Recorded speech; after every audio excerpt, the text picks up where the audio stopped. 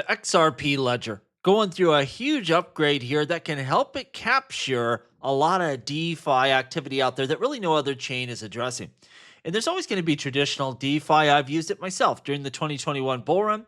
Had a bunch of XRP sitting here that I didn't want to sell. Wasn't a great time. So I use that as leverage through Nexo, but you could use different ways to invest in other cryptos and take part in that bull run in that manner without selling my underlying crypto. And that's a great thing to have. And that's how most DeFi systems today work. But that's not the only thing. Like when I went to buy my house here, I couldn't put up a house and a half to borrow the money, right? That's not a realistic thing. So a lot of the lending that goes on in the world that we can pull into DeFi, well, it don't work like that. That's what they're going after right now with this update. Let's take a look at this. It's kind of like for real world stuff. We see the era of the casino DeFi is ending. The era of on-chain banking is beginning. And this is what most people are missing here. The new XRP Lending Protocol, XLS 66D, is poised to solve the biggest bottleneck in crypto, capital efficiency.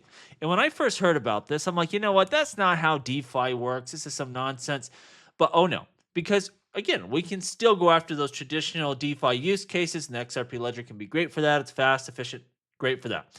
But this type of thing, real world activities, you're buying a house, you're a construction company, you don't have 1.5 times your money necessarily to put up here. So you need an underwriter and all this kind of stuff. I mean, this is huge. This is how the world runs in reality. And if we can bring that on chain and better yet on the XRP ledger, that's going to be a game changer. And that's an awful lot of value here. We see the old DeFi trap. That's what I was talking about.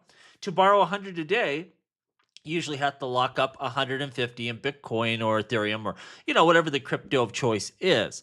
And again, you can think of many ways. When you go to buy your car, you might not have, a car and a half sitting on the side to pledge and lock up in some kind of protocol. You're running a business, you need a line of credit, you're buying a home, whatever it might be. This kind of system doesn't work for that. It works for a lot of stuff and it's great. You don't have to go through underwriting. You just put up your money, you get your loan or your value. But, there's an awful lot of lending that just doesn't work like this. And if we can capture that, well, that's really the majority of all the lending that goes on out there.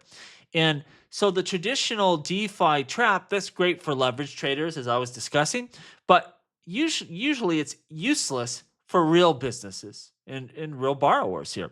The example here, a construction company doesn't have a spare Bitcoin or a few Bitcoin laying around to lock up. They need working capital now. Buy materials. They don't have time to over collateralize. That's not a thing in the real world. And so this type of system could get that action, could get that loan, could add value to the real world and really make lending in general more efficient.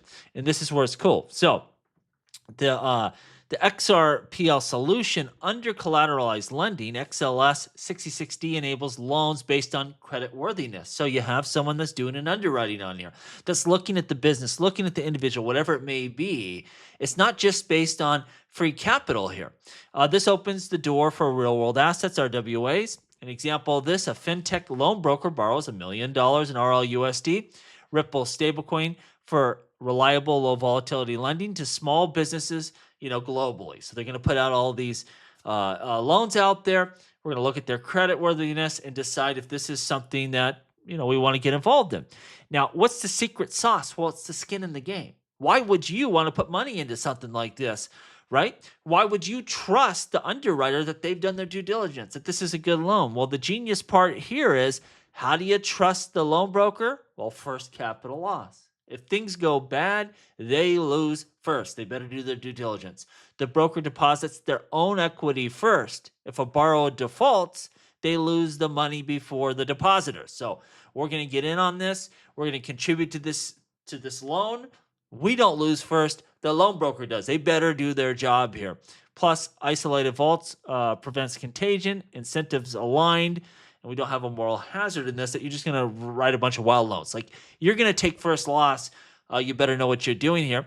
And so I ask you this. If you had someone out there that is underwriting these loans, would you be comfortable putting your money into an uncollateralized system like this where you could earn yield? Well, that's up to everyone and the type of systems they want to put in, but it probably depends on who the borrower is, who the lender is, all of that kind of stuff. Of course.